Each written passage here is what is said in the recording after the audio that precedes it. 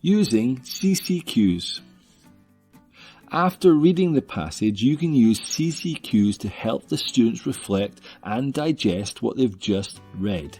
It helps their understanding and retention of the information too, and there are many different ways to use these question forms. Here are some strategies to use. Number 1. You can create a comprehension flow chart. You can do this on the board, or you can do this in their books, and you can get them to fill in the information as they see fit. You can get them in groups to do it, or individually, or you can do it as a whole class. Number 2, creating information tables.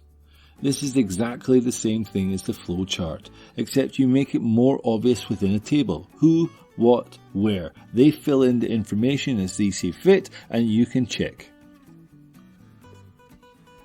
Number 3, team-based Q&As.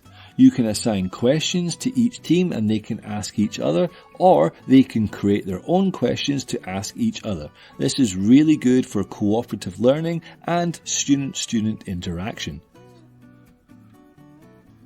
Number 4, quiz with scores and rewards.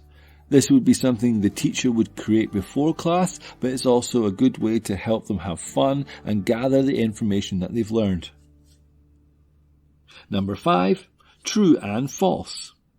You can do this many ways. The students can say statements and the other students can say true or false, or the teacher can say a statement about the reading and the students can decide if it's true or false.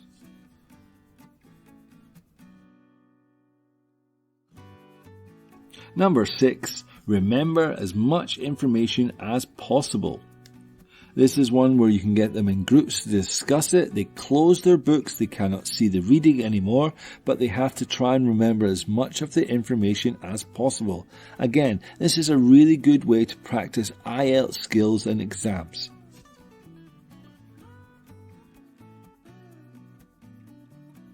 Three teachers using questions.